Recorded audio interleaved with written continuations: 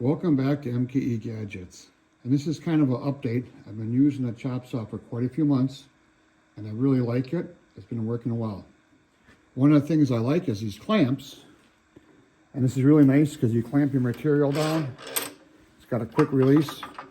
But when it's stored here, and this is where I store my chop saw when it's not in use, and you walk by, this catches you right in the hip.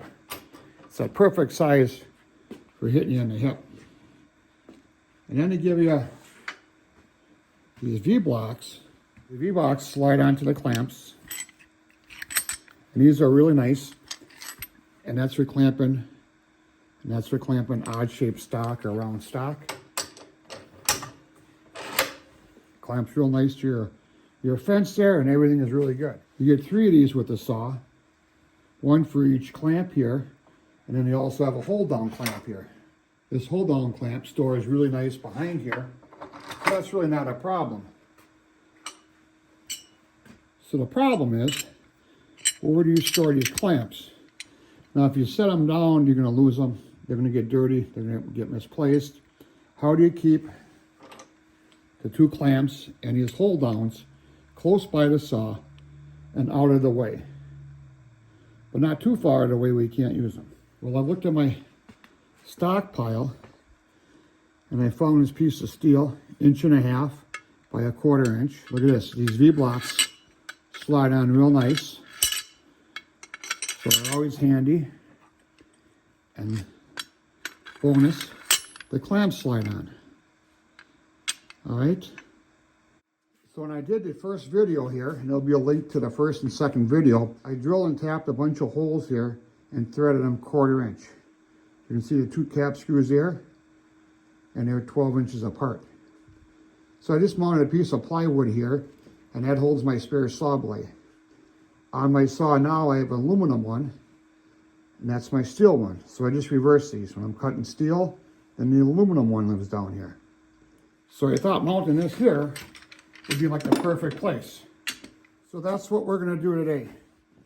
We're going to cut this bar 14 inches, round over all the edges so they don't poke you as you walk by in your hip or your hand. Drill a couple of holes and mount it. So that's what today's video is about.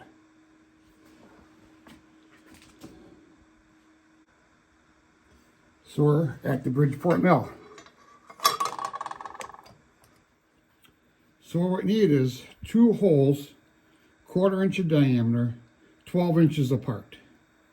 I found the center of the bar in the Y and the Z location. And from the center, I moved over 6 inches.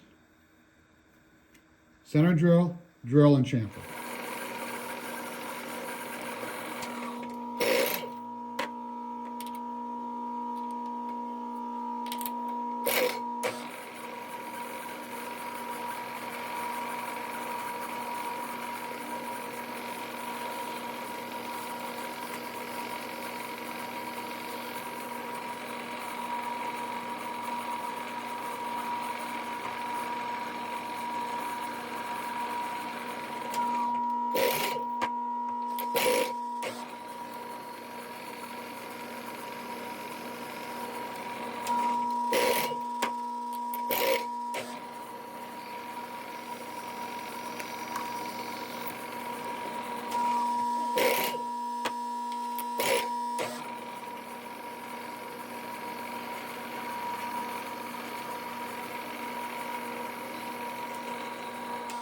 Now I came back with my center drill here and I just broke that edge there, put a little chamfer in there.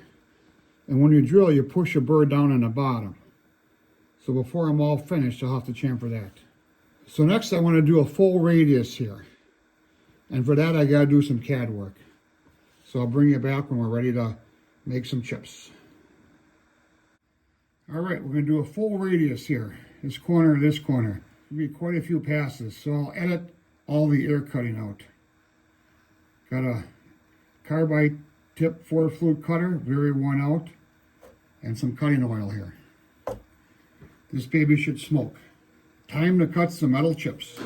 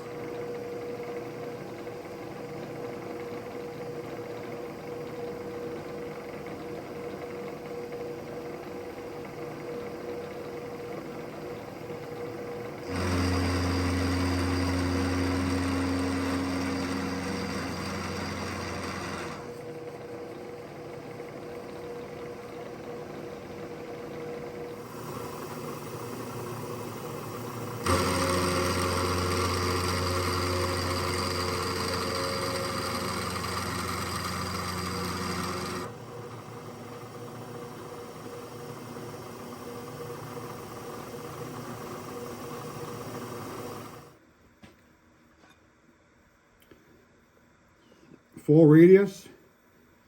You can see I poked a hole through the bottom. So we're going to have to clean this up over on the belt grinder. Flip it over, copy and paste, and do the other side. And then over to the chop saw, and we can install it. So I had this long bar, and I cut this piece off. And the other piece, which is 14 inches long, I machined the radius, drilled a couple of holes, and I mounted it here. Now on this side, I put a bolt and a nut so nothing slides off. And inside of here, I have two 5/16 nuts. This is a 1/4 inch bolt, and that way, get nice clearance in there. Let's take a top-down view. You can see the two 5/16 nuts act as a spacer because this cannot be bolted flush to the plywood. See, this goes on real easy. Slide off the clamps, slide off the V-block, attach it to the clamp,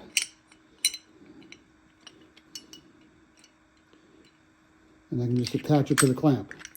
Storage, back over here, and it's not going to fly all the way off.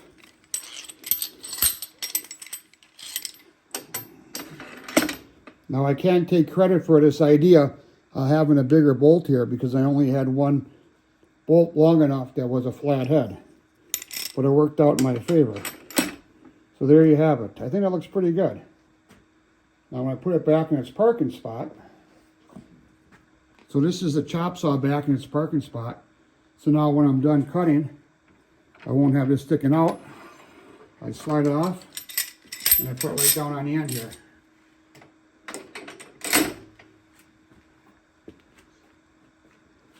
So I think this turned out pretty good here because it didn't cost me any materials. I happen to have the flat bar in my scrap box and just about an hour of machining and drilling and deburring and searching for the right hardware, and I'm done. So this is MKE Gadgets. Please support my channel by subscribing. I'm trying to get to 1 million subscribers by the end of the year. Give me a thumbs up and share this video. And thanks. We'll see you tomorrow.